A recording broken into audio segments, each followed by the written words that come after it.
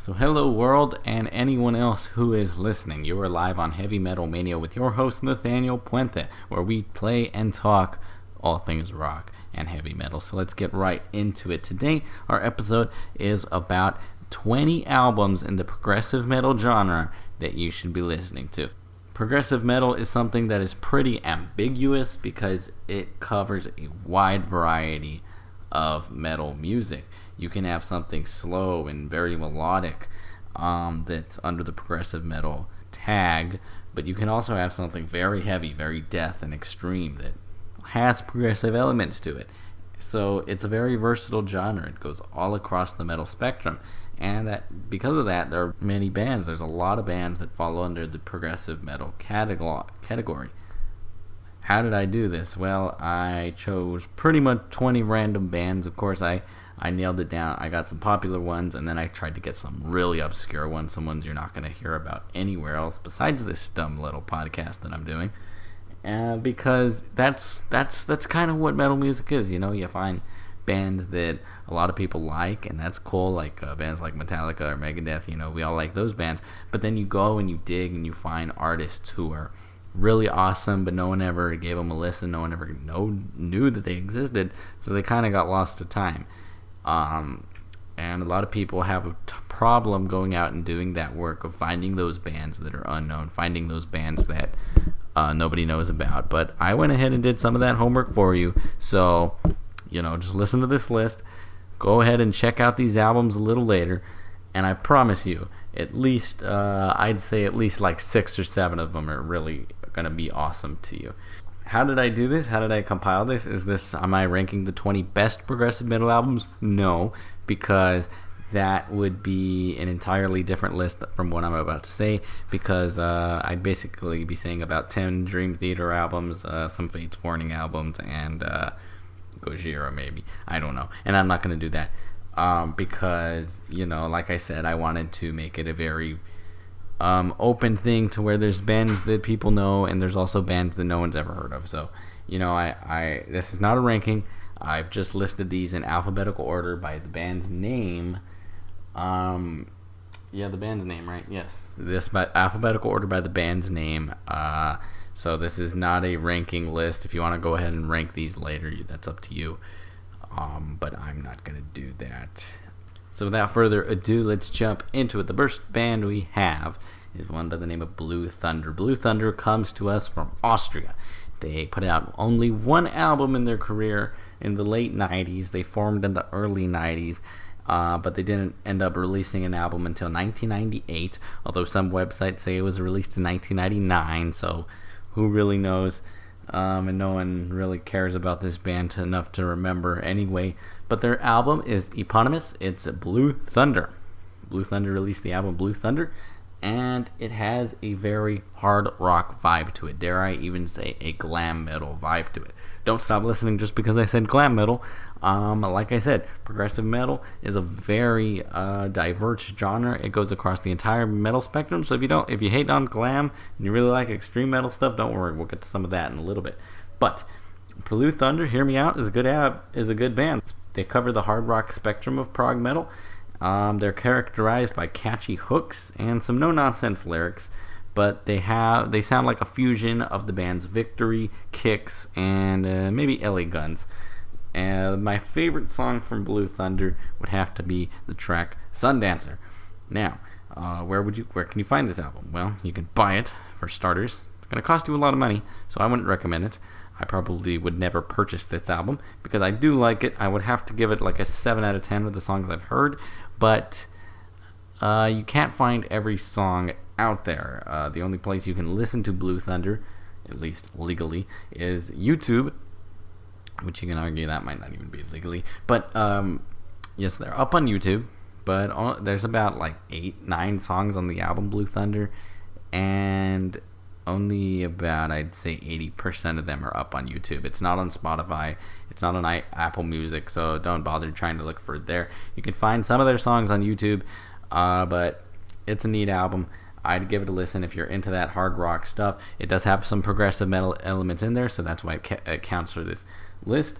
Tom Reinsinger is the vocalist, and he's a pretty good vocalist. He really reminds me of the singer of Victory, whose name I forget at the moment, but I think Victory is also a European band, so maybe that's why. Now, after this album, as I mentioned earlier, Blue Thunder only put out one album. They broke up shortly after this album came out, and I don't know if they exist in any incarnation today. Like, there's really no info on this band. They're very obscure, very unheard of, so if you want some underground, hard rock, glam, prog stuff, Blue Thunder's the way to go. The next band we have to talk about, and the next album we have to talk about, is one of my favorites on this list. It's a band I didn't know existed until I started doing research for this a while back, which was a long time ago now. I put off this video till it took months for me to actually come in and do this podcast, so I'm glad I'm finally doing it. But anyway, this band that when I found out about, I loved them, and I still like them a lot now today, months later. It's a band out of Florida. They're called Crimson Glory, and the album that I wanted to highlight here was their debut album, Crimson Glory. They are one of the originators of prog metal. Many people will prefer their sophomore album, Transcendence, from 1988, but my heart is always with 1986's Crimson Glory, their debut album. They were really one of the bands that carried the flag for prog metal. My bad. You can argue it's a little power metal though, but yes, they carried the flag for prog metal in the mid to late 80s. Of course, you had other bands there like Fate's Warning and Queensryche, but Crimson Glory was a really awesome band, and they were there right there in the movement, but they didn't get as much recognition as some of the other bands. And I don't really understand why, because all their stuff is pretty solid, but I think maybe there was too much of this stuff that all kind of sounded a little similar going on around the same time, so maybe people didn't give it a chance, unfortunately. But Crimson Glory is an awesome band, and I would recommend them to everyone. Heart of Steel is my favorite song off of this release. Valhalla is also another really good one. So, this band just has powerful riffs, epic vocals, and everything else that you could want from a metal band. I don't see why anybody would dislike this band. They're a little cheesy at times, and they wear masks, I think only on about half of their face for some reason, and I was never really into that, but it doesn't distract from the band that much. The vocalist, he goes by Midnight. His real name is John Patrick McDonald Jr. or John Patrick.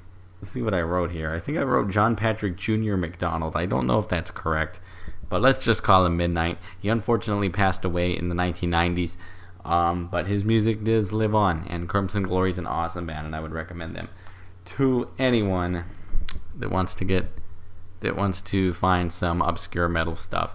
It's not that obscure. This is one of my favorite albums on the list, actually. If I was ranking this one would be in like the top 3, so I'm a real champion of Crimson Glory. Everyone should go out and listen to them.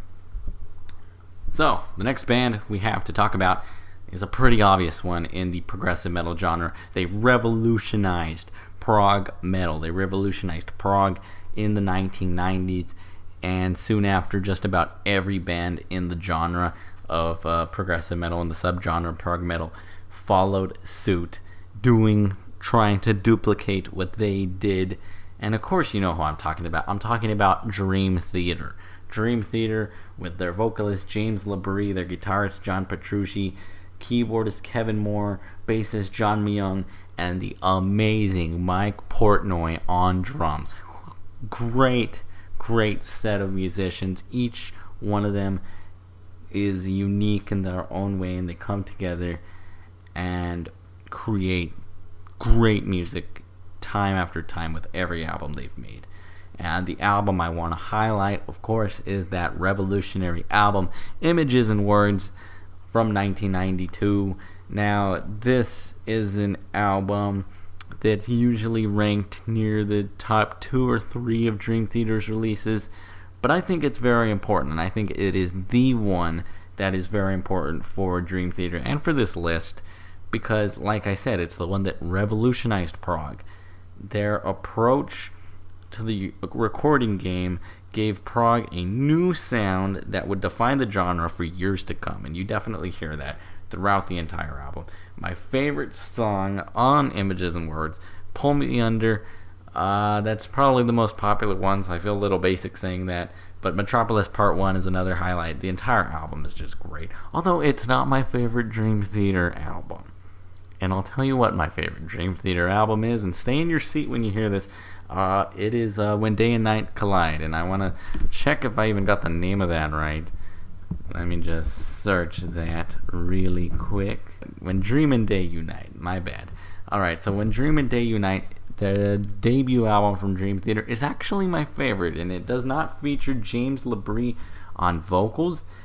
It features Charlie Dominici on vocals, and a lot of people don't like this album. It's usually ranked as Dream Theater's worst album, but I went into it listening to it thinking it was going to be as bad as most of the critics say it is. It's not. It's terrific from front to back. I don't know why people hate on it. Sure, he doesn't have the vocal range or the presence that James Labrie does, but that doesn't matter. It's still an awesome album. Dream Theater has many great albums. Of course, they've hit a few bumps on the road along the way, but more often than not, Dream Theater is an A+, and for the prog metal genre, they had to be on this list. The next album and band coming up is my favorite progressive metal band and my favorite progressive metal album, Fate's Warning with Awaken the Guardian from 1986. Now, a lot of people that like Fate's Warning will know them and prefer them with their stuff that they've released with Ray Alder on vocals. And don't get me wrong, stuff with Ray Alder is great. They've released some terrific albums with him on vocals, but John Ark, for me, is the best vocalist they had. I love his style of singing. I just love it. Now, you can argue it sounds very reminiscent of Bruce Dickinson from Iron Maiden, and if you know me, you know my favorite band, so it's really no question why I prefer John Ark, but I just love his vocal style. It's a little limited, but other than that, like I don't think there's a reason you can discredit John Ark. Those first 3 albums that Fate's Warning made, which they made Night on Brocken, and then The Spectre Within, and then Awaken the Guardian, just a great trilogy of albums that I think any fan of prog metal can, or any fan of metal period, can really get behind. Those are just 3 amazingly talented albums that they put down in the 80s and the early 80s. And as I mentioned them a little earlier, because they were carrying the flag for prog metal in its earliest years in the early to mid 80s, and they continued it on. And Fate's Warning is a fairly successful band, one of the more successful out of the prog metal movement. Not as big as Dream Theater or Queensryche, but they're like third. They've done all right over the years. And just, I love Fate's Warning. And Awaken the Guardian is the first album by them I listened to. And I was blown away. I mean, from start to finish, it's great. Yeah, opening with The Sorceress, which is a great song. Valley of the Dolls, oh my gosh. Fata Morgana, great. Guardian, my favorite song by Fate's Warning, which another one that's kind of a little, everybody likes that song, but you know what, I don't care. Everyone likes it because it's freaking awesome. Amazing song. The rest of the album's great too. I don't even need to talk anymore about this. We're done. Fate's Warning is awesome. Listen to them. If you haven't before, you should now. Go. The next band coming up, I said a little earlier that fans of extreme metal need something here, right? Well, we got one for you. Here's Gojira with The Way of All Flesh. Gojira are a band out of France, and The Way of All Flesh was released in 2008. It has a death and extreme prog sound to it. Yes, Gojira are death metal by blatant definition, but they have a lot of very technical aspects to them, which is why they fall under that prog metal category. And you can argue, obviously, what the best Gojira album is. For me, The Way of All Flesh, The Way of All Flesh is that album. It's great. I mean, for me, my favorite song would be The Art of Dying of this album. It's probably my favorite song from Gojira. Through it all, awesome album, awesome song. And this band is one that's really carried the torch for the death metal, progressive metal, like genre, even just for death metal period. They've really shot their way, not into the mainstream, obviously, not even really into mainstream metal, but their name has gotten out there, and they are a pretty big band in the death metal, in the extreme metal scene, which probably makes them a very polarizing figure.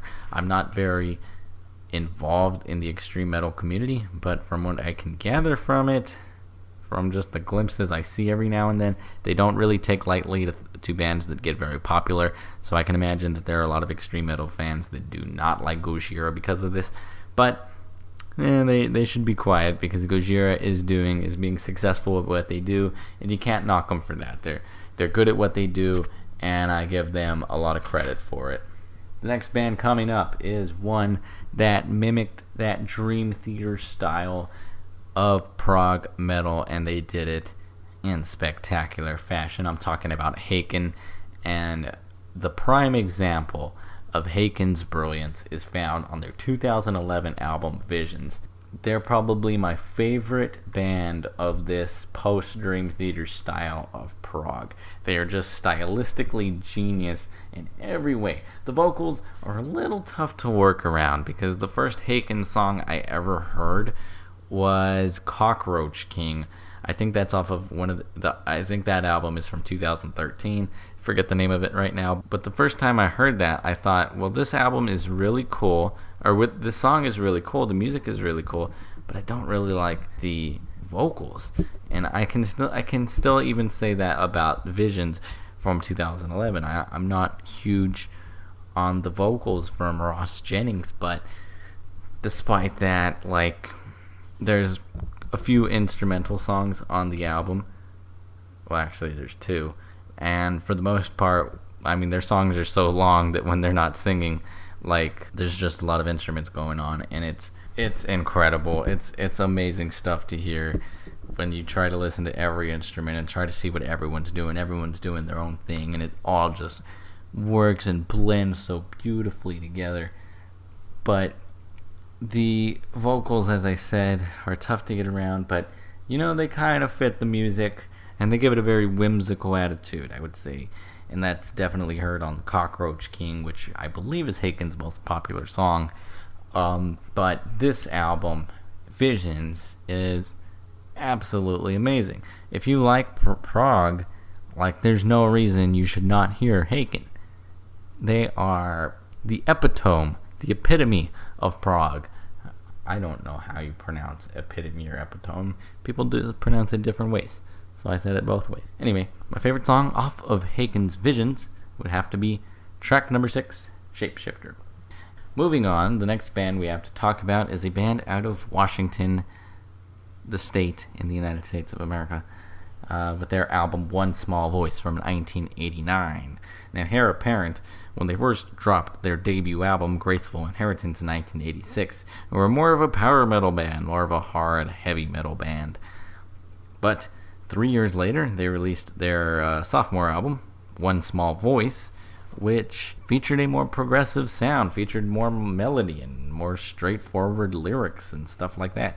And people were not very entertained by what they heard on One Small Voice. They missed that power metal style. A lot of fans turned their backs on Hairpan when they put this album out. I just want to say I really like the name of the band, Hairpan. I think that's a really cool name for a band.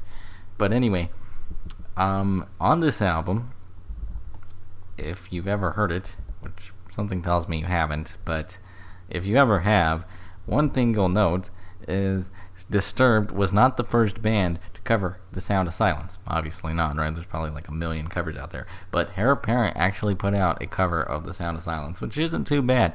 I would say it rivals the original. Personally, I do not like Disturbed's cover of it. I grew very tired of hearing it. The millions of times it was played when it was originally released, and still it gets played a lot today, so I don't understand.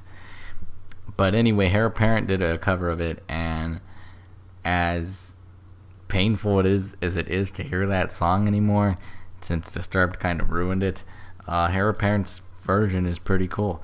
And their album, One Small Voice, as a whole, is pretty cool. Now, I couldn't understand if you were a fan of their power metal stuff and they turned their backs on you and released this prog metal, weird sounding, all over the place album. But despite that, like, it's fantastic. The vocals from Steve Benito are superb. The band just has a lot of energy and some great musical presence. You have to point out Derek Peace, the bassist of the band, flawless throughout the album. Michael Jackson is the band's keyboardist. That's kind of a hot name in the 1980s, isn't it? And they had him. They had Michael Jackson. Can't say they didn't. Now, Hairpan broke up shortly after the release of this album, sometime in the 1990s. Then they came back in 2010, and believe it or not, this year, 2018, in a couple of days, depending on when this podcast is actually put up to the world, it might already be released, but Hairpan is planning to release their third album pretty soon, or maybe it's already out, depending on when you're hearing this. But yeah, I don't know the name of it, but I do follow them on social media, and they've been hyping it up a lot. So we'll have to wait. Maybe they completely changed their sound for the third time. Maybe they went back to power metal. Maybe they're still prog metal. I don't know. I have not heard any snippets of the album, but I'm definitely going to check it out when it drops on Friday of this week for me. Should be cool. And I'd recommend Hairpan. Probably listen to One Small Voice and Graceful Inheritance first to see if you like it, but their third album that they're releasing in 2018 should be just as good, even though it's from guys that haven't made an album in 29 years together. The next band is another one with that death metal, extreme metal prog sound, and these guys are no strangers. They're a band by the name of Meshuga. Now, Meshuga are both loved and hated by metal fans. They're very polarizing. They are loved because of their technical ability and their musical approach, but they are hated because of their robotic composition and accidental creation of the gent. Obviously, many people do not like djent or gent or whatever. I said djent the first time, so you know what? I'm just gonna say djent throughout this entire thing. And if you don't like it, well, too bad. Now, which album did I pick from Meshuga? I picked Obscene, and Obscene is probably the most polarizing record from the band. It's the one where they started this weird style of nothingness. My favorite song from it is probably Bleed. The vocalist, Jens Kidman, is a pretty good vocalist for this style of music. Tom's Hake, or Hawk, is a spectacular drummer, and he shows it throughout the album.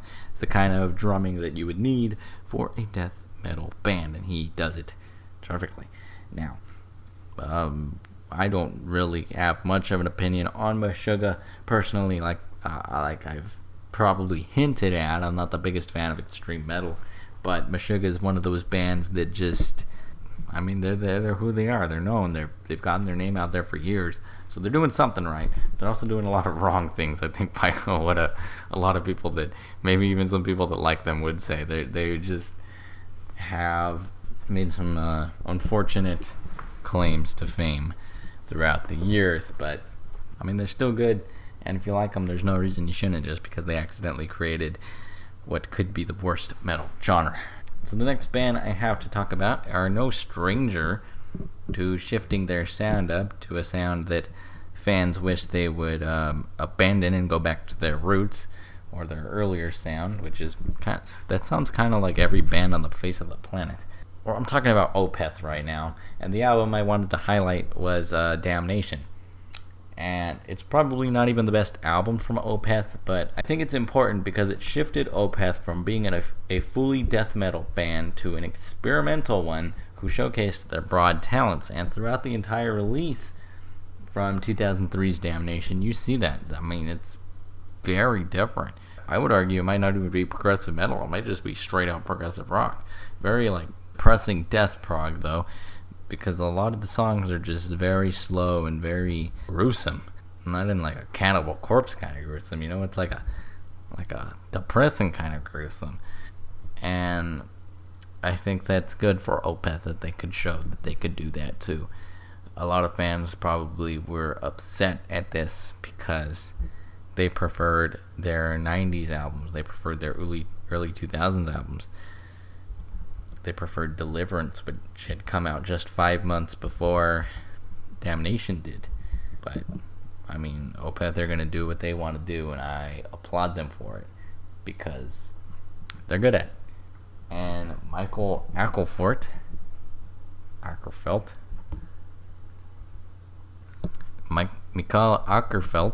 the vocalist and lead guitarist, just amazing delivery throughout it. Now, we've talked a bit about bands that are extreme metal and prog metal. We've talked about bands who have that Dream Theater ripoff style of prog metal, and even bands from the early days of the progressive metal movement. But what we haven't talked about are bands that mix progressive metal with thrash metal. And the first band that I think does that very well is Psychotic Waltz. Psychotic Waltz were a band out of California who formed in the mid 1980s and had a thrash sound. And they released their debut album, A Social Grace, in 1990. And it is a musically amazing album. It's by far one of my favorite albums on this list. Somehow, it's both melodic and thrash. If you can imagine Jeff Tate in Forbidden, well, that's how this album kind of sounds. Does it sound good? I think it does. I really like Psychotic Waltz and their album A Social Grace. Devin Graves is the vocalist, who kind of sounds like Jeff Tate. And the guys that make it sound like Forbidden are Ward Evans, who doubles as the bassist and the tambourine player, and Brian McAlpin, the guitarist of the band. There's another guitarist of the band too, it's Dan Rock. And Norm Leggio, the drummer. All together, they make this just an excellent album. 13 songs, 64 minutes of prog thrash excellence. My favorite song from Psychotic Waltz is A Social Grace, would be Successor, and they're one of the bands on this list that I recommend the most. If you don't check out anybody that I've said so far, you should probably check out Psychotic Waltz. They're awesome. The next album on this list is the one that I've probably listened to more than anything else here. I know I said Awaken the Guardian was my favorite, but I've been listening to Queensryche's Operation Mindcrime a lot longer than Awaken the Guardian. And Queensryche is, after Dream Theater, probably the most popular progressive metal band of all time, I guess. I guess that's a fair thing to say. They really were one of the pioneers of the movement and really carried the flag for prog metal ever since their inception, ever since their debut album, which came out in like 84. But when they dropped Operation Mindcrime in 1988, they released possibly the greatest concept album in the history of metal music. Operation Mindcrime tells a full tale of a man on a deranged path that takes him through a lot of crap. And it's a good album. It's a good album. I don't want to explain the whole story right now. There's no point for that. But it just has so many melodic hooks, so many great solos, so much just wow. But for me, I mean, personally, it's like the only Queensryche album that I really like. They just somehow sat down and made a impossibly amazing album when they created Operation Mindcrime. But every other album from Queensryche, I mean, I'll find one or two songs that I like, but as an album, I can say that nothing else really grabs my attention. But Operation Mindcrime always has, from start to finish, whether it's the dumb little sequences they have, which kind of just portray the story, which kind of just work as like radio cinema or something. I don't know, but even those grab my attention, and even those I can still recite almost word for word. But when it gets down to the actual nitty-gritty, the songs, wow, they deliver just amazingly.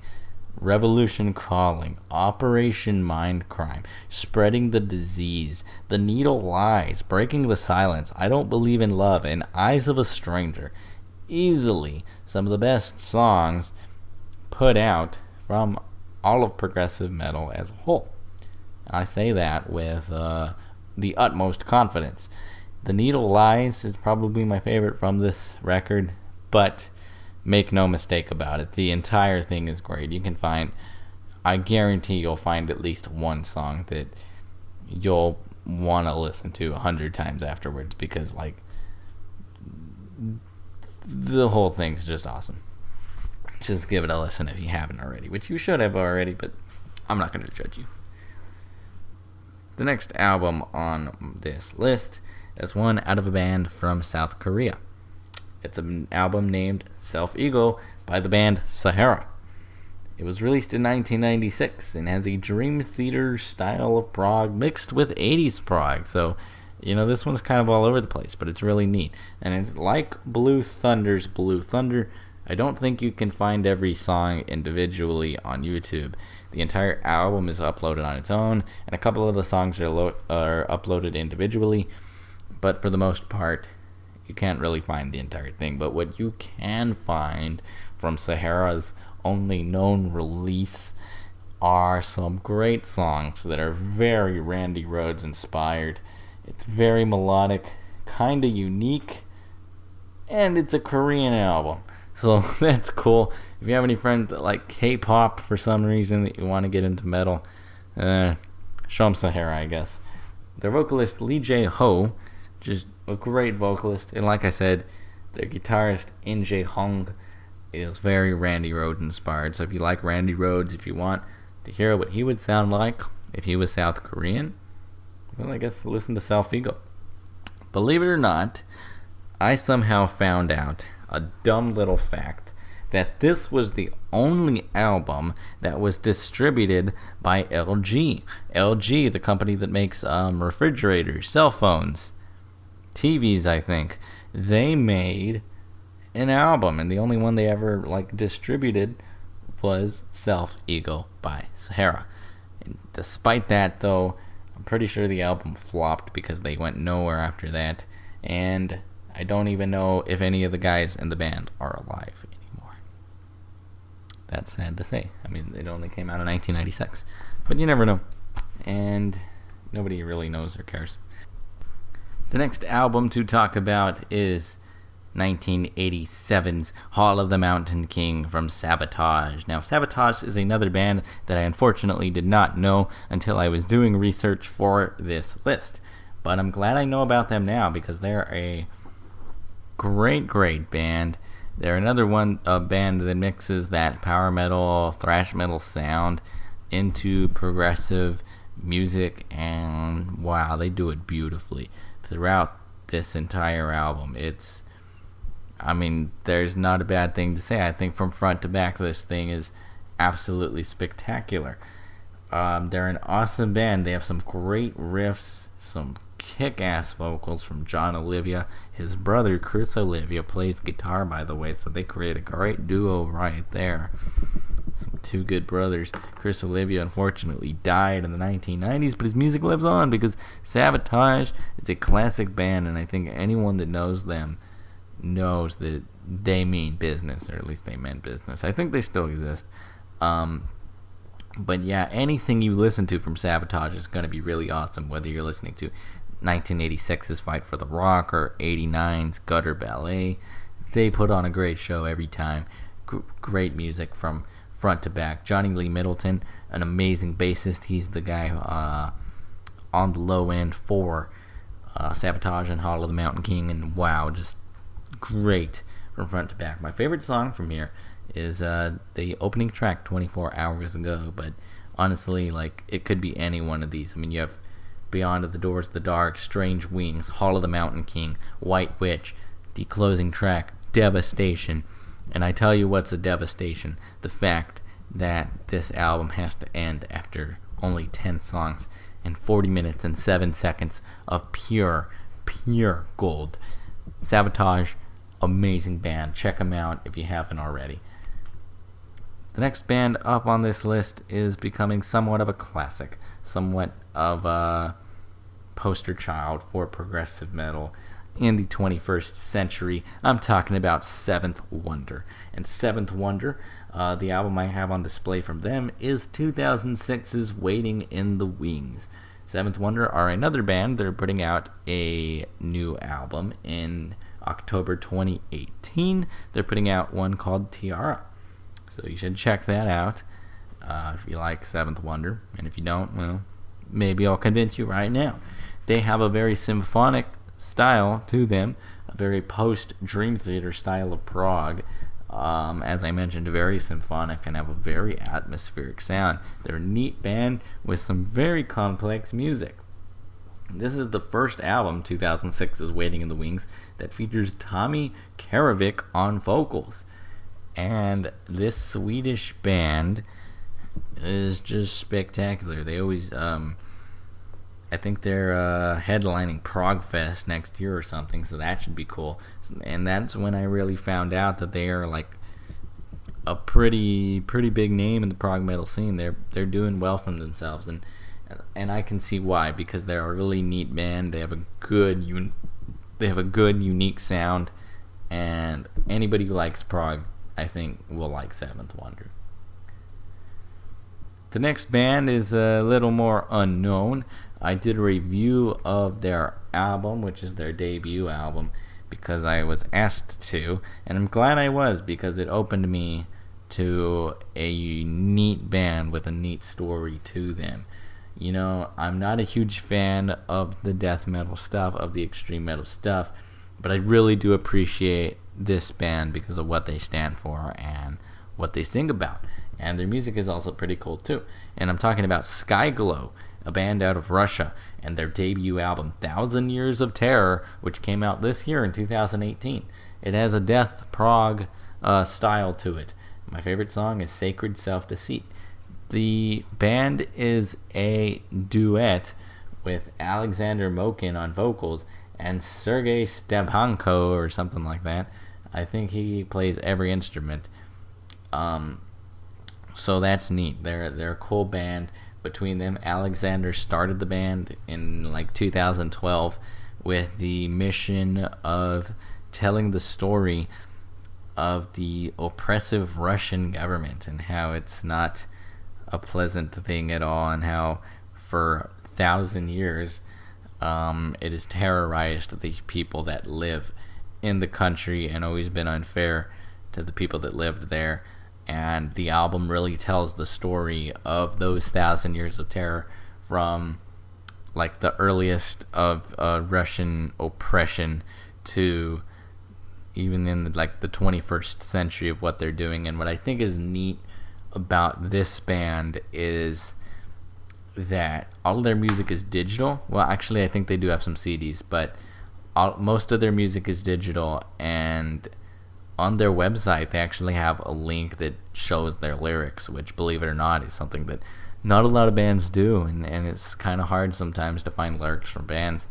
But they not only do they include lyrics, but they include what their lyrics mean and some little hints. I know that one of their songs has to do with world hunger or the starving population, and there's little tidbits there under the lyric sheet about how the Russian government doesn't care about hungry people or something. That's not an exact quote, don't get angry at me about that, but it's somewhere along those lines. And I think that's really neat that they're trying to send a message with their music, because that's always great to use music for a greater purpose. So Skyglow with 1,000 Years of Terror, great album.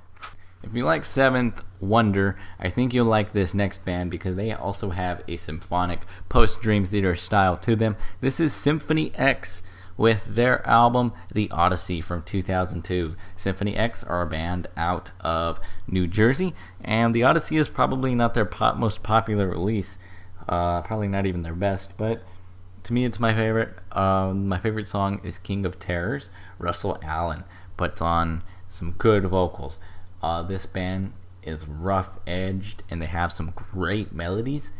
They constantly deliver a pleasurable experience. Michael Romeo, the band's guitarist, just throughout the entire thing is good. Michael Leopold, great bassist, and Michael Pinella is fantastic keyboardist. You have to have a great keyboardist if you're a progressive metal band, right? And Symphony X has that, and a lot more. Great album with some great lyrical content. The next band and album we have to talk about really embodies that post-Dream Theater style of prog, which is what I call basically any band that came after Dream Theater that tried to duplicate what they did. And this is one right in the midst of that era of trying to duplicate it. It's from 2001. It's Threshold with Hypothetical. Threshold are a band out of the United Kingdom. They're a band with some powerful vocals, a big atmosphere, and the vocals are very similar to Bonfire, which is a band from the 80s from Germany. Klaus Lessmann was the vocalist of Bonfire. Andrew McDermott was the vocalist of Threshold on Hypothetical in 2001, but and I say was because he actually died in 2011, and they reunited with their original vocalist who was there in the early 90s. But besides Andrew McDermott, you have to mention Johan Hams, or Johan James, whatever, as the drummer. Great drummer for Threshold. Carl Groom is the band's guitarist, does excellent throughout the entire record.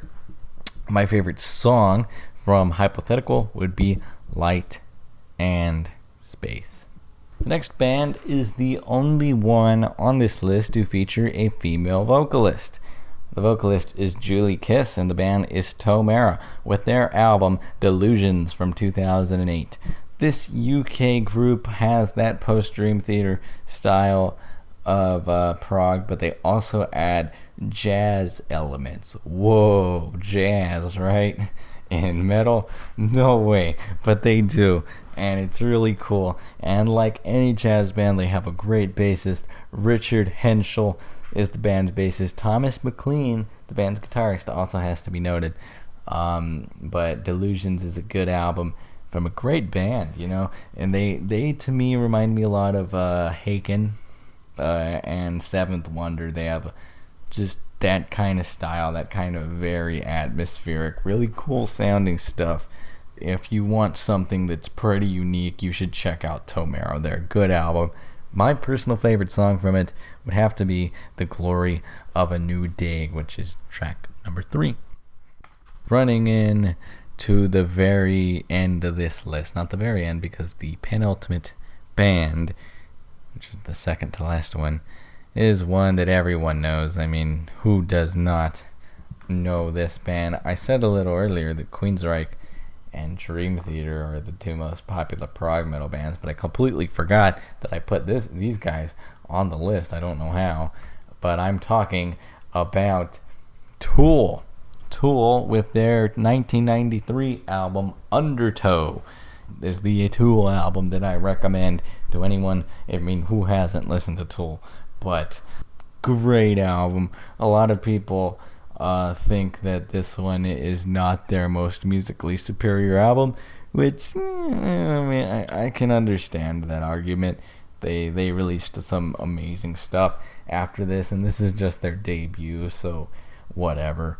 Enema, I don't know. I'm pronouncing it wrong, and I'm gonna get hated and thrown away for pronouncing it wrong, but I don't care. That's a good album, but Undertow, to me, it sounds so raw. It's great, and I think that Maynard, the vocalist, Maynard James Keenan, is at his best on Undertow. Just terrific album from front to back. My favorite song, I don't care that it's one of their most popular, Sober, is awesome, but really the whole thing is just so raw, so gritty. And a lot of people like to angle it like, oh, Nirvana was out there doing this, and Pearl Jam was out there doing this, but then Tool came in and did this. But I don't think it really has anything to do with that. I mean, Tool was just releasing music that they wanted to release. I don't think it had anything to do with them challenging a movement. They just went out there and did what they did, and they did it well. And that album and this band has stood the test of time, despite them not releasing an album in like 12 years. They've, I mean, really, like, they were able to revolutionize the genre in a different way, make prog metal sound a little more alternative rock, a little more 90s sounding, and this is a very 90s sounding album. I think a lot of progressive metal albums, with the exception of a lot of the 80s stuff, like, you can listen to it and you don't really know when it could be from. I mean, Symphony X albums, I could not pinpoint in a specific year. Same thing with like Seventh Wonder or something like that. But Tool, it sounds very 90s, which isn't nodding it in any way. I mean, it's still a great album. But, I mean, yeah, I went off on a weird tangent there. But yeah, Tool with Undertow. If you haven't heard it, I don't even know why you're listening to this podcast. Because, I mean, you probably don't like metal music or rock music. But then, that being said, I could understand why someone wouldn't like Tool. So maybe you really love metal, but you just don't like Tool. I don't know. I don't care. Listen to whatever you want. But you should probably listen to the 20 albums I'm talking about here. And so here we go. We have one more album to talk about on this list. We've covered 19 albums, from Blue Thunder to Tool. We've made it. Should I do some kind of crazy preview? Should I reveal my top 5 on the list? I don't know. I guess I'll do that. In no particular order. The 5 albums, although that kind of means that the last album here is not there. Well, I guess it doesn't actually mean that, but no, the last album I'm going to talk about is not in my top 5. It is a good album, though, so stay tuned. But in no particular order, the top 5 albums from this list, in my personal opinion, would be Crimson Glory's Crimson Glory. You have Dream Theater, Images and Words, Fate's Warning with Awaken the Guardian, Hagin with Visions, and Operation Mindcrime by Queensryche.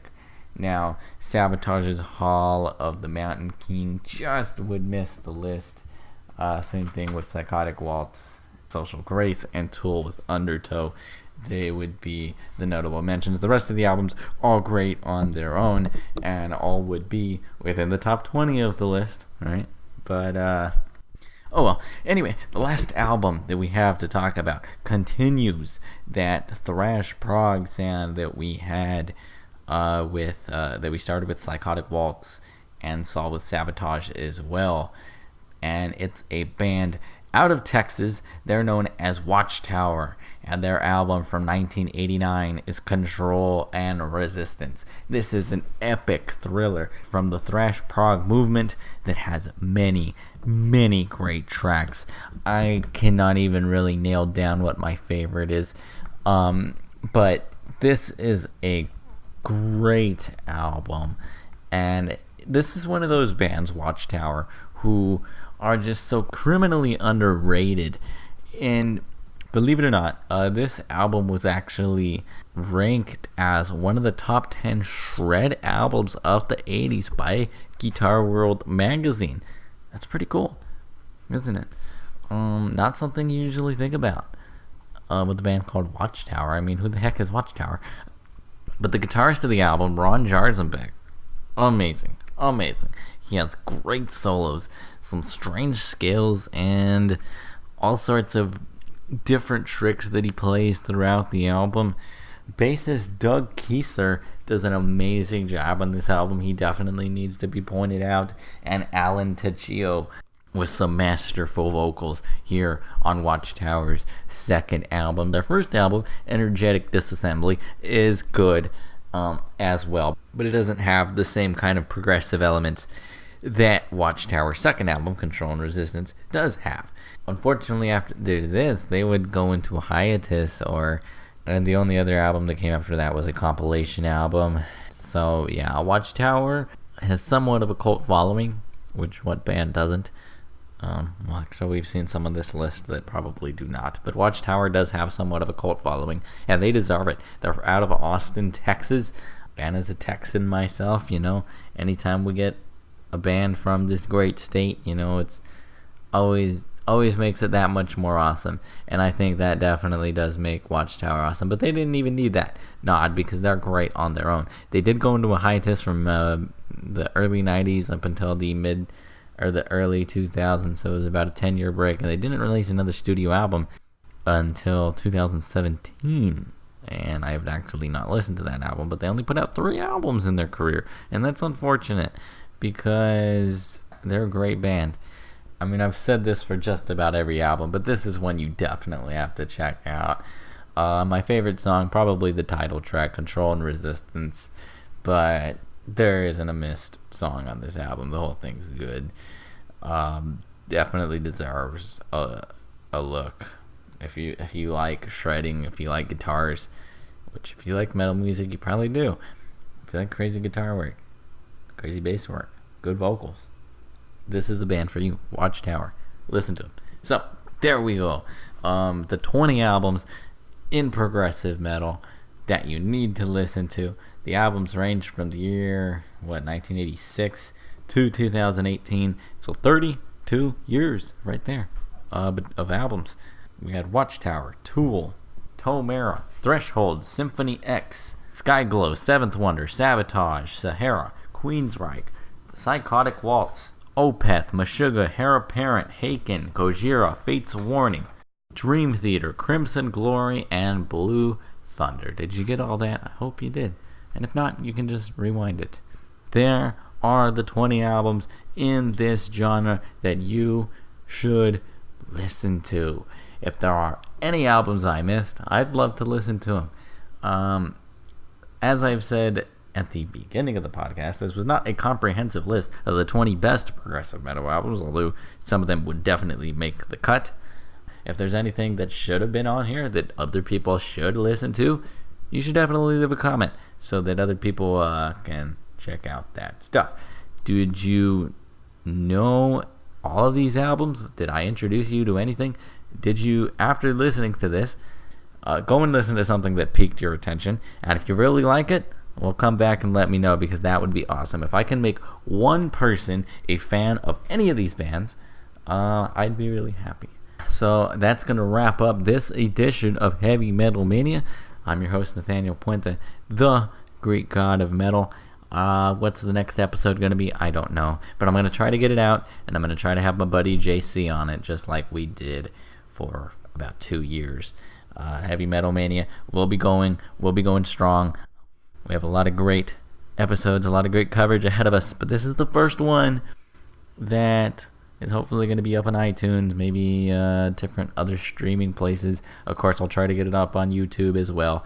But anyway, until then, next time, we'll see ya. Have a great metal day, everybody.